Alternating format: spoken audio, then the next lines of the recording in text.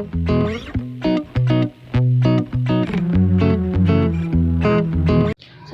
warahmatullahi wabarakatuh. Salam kenal, saya Elsa Pendayanti akan menjelaskan tentang etika pemerintahan, di mana dosen pengampu saya ialah Pak Yudi Lestanata. Sebelum kita beranjak ke pemerintahannya, kita mengetahui dulu pengertian dasar etikanya, baik secara etimologis, filosofis. Secara etimologi, etika berasal dari bahasa Yunani yang berarti ethos. Nah, kata Yunani ethosnya dalam bentuk tunggal mempunyai banyak arti, yaitu tempat tinggal yang biasa pada rumput, kandang, kebiasaan, adatnya, akhlak, watak, perasaan, sikap, dan cara berpikir seseorang sendiri. Nah, dalam bentuk jamaknya eta artinya adalah adat, kebiasaan. Istilah lain yang identik dengan etika yaitu usila atau sanskerta, lebih menunjukkan kepada dasar-dasar prinsip aturan hidup sila yang lebih baik. Istilah selanjutnya adalah akhlak, yang bahasa Arabnya berarti moral, dan etika berarti ilmu akhlak. Terus etika kalau secara filosofisnya atau secara harfiahnya dapat dikatakan sebagai etika yang berasal dari kegiatan berpikir ataupun berfilsafat yang dilakukan oleh manusia, karena etika merupakan cabang dari filsafat. Moralitas sangat diperlukan dalam masyarakat karena perannya sebagai panduan bertindak atau yang dinamakan dengan action guide. Terus selanjutnya, etika senantiasa sekali untuk dibicarakan, dipelajari sebagai ilmu, maka akan muncul berbagai rumusan definisi dari etika tersebut. Ada yang bilang ethics is the study of right and wrong, yang artinya etika adalah studi tentang yang benar dan yang salah, bahwa yang dimaksud adalah benar atau salahnya tindakan manusia. Etika dalam studi ini masih terlalu sempit untuk dibicarakan ya, karena terlalu legalistik, atau etika hanya memperhatikan benar salahnya tindakan manusia menurut aturan yang berlaku. Terus yang kedua ada ethics is the study of moral.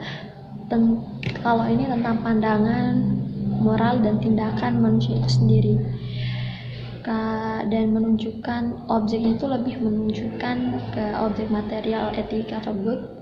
Adapun secara objek formalnya, etika bersama ilmu-ilmu yang lainnya seperti sosiologis dan antropologi memberikan pembatasan terhadap pandangan moral tersebut. Terus yang terakhir ada ethics is not the study of what but of what ought be.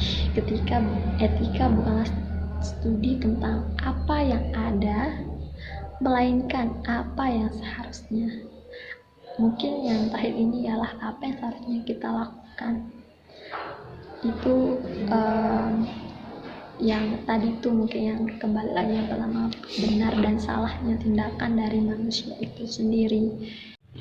Kemudian selanjutnya menurut dosi Pedambata LP, terdapat 3 cara berpikir secara etis untuk mencapai benar, baik, dan tepat, yaitu yang pertama deontologis, adalah cara berpikir etis yang mendasarkan diri pada hukum, prinsip, atau norma objektif yang dianggap harus berlaku dalam situasi dan kondisi apapun.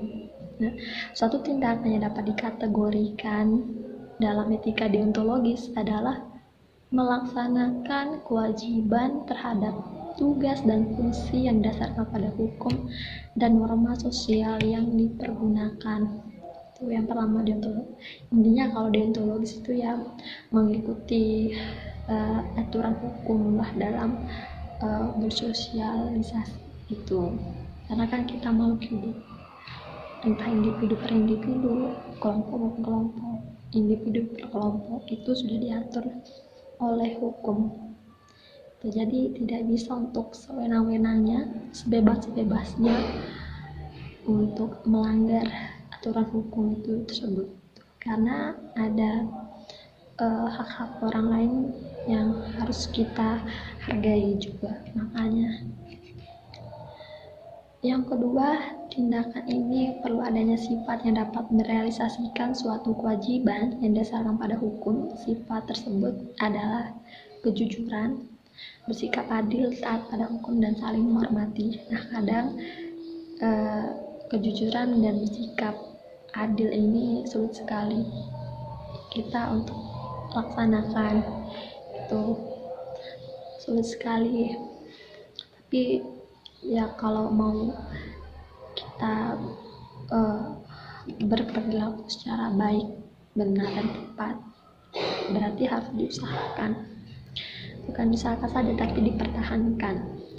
3. Teleologis, telos artinya tujuan.